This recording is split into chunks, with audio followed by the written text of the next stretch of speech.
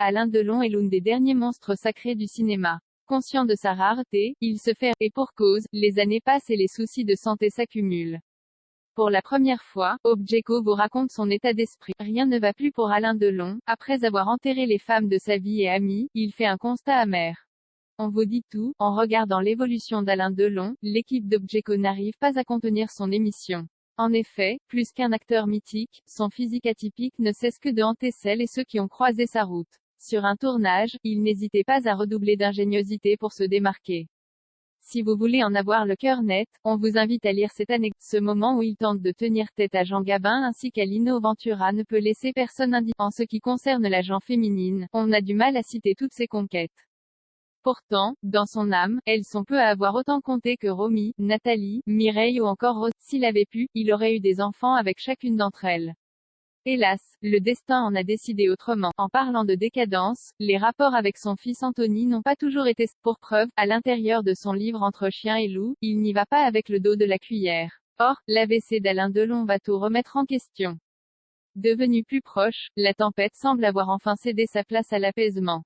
Oui, mais pour combien de temps encore? Le BFF d'Alain Delon jette un pavé dans la mare. Au début des années 70, Alain Delon enchaîne les films à la vitesse de la lumière.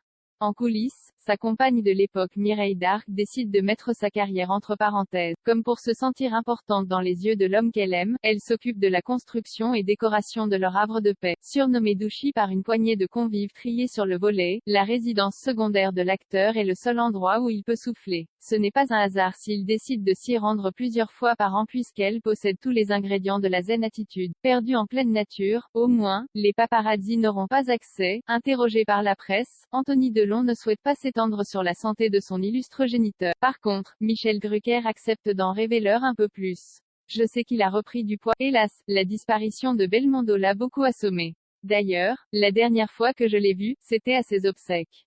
Très vite, l'animateur de France 2 souligne ce paradoxe.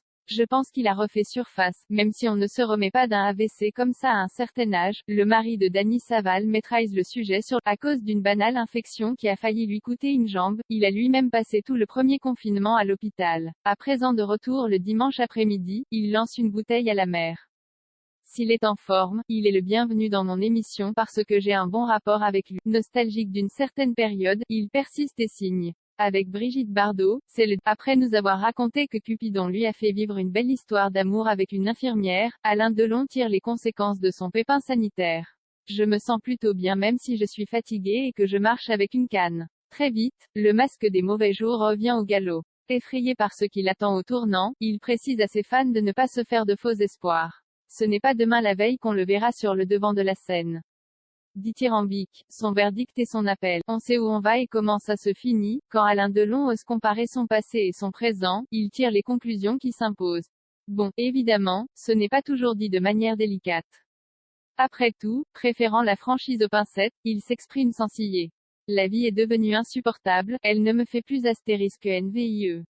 Je veux surtout avoir la paix et n'ai pas peur de mourir. C'est normal, on y va tous. La seule chose qui hante ces nuits, c'est cette peur de souffrir. À ses enfants, amis ou encore admirateurs de la première heure, il les implore de ne pas le laisser traîneur dans un lit à l'hôpital. Pour conclure cet article sur une note un peu plus joyeuse, on devine qu'Alain Delon passe de bons moments avec le fils d'Anouchka. La complicité qui se dégage de la publication ci-dessus réchauffe l'âme, vous ne trouvez pas? Suite dans notre prochain numéro. Merci à nos confrères de TV Mag et du Journal du Dimanche.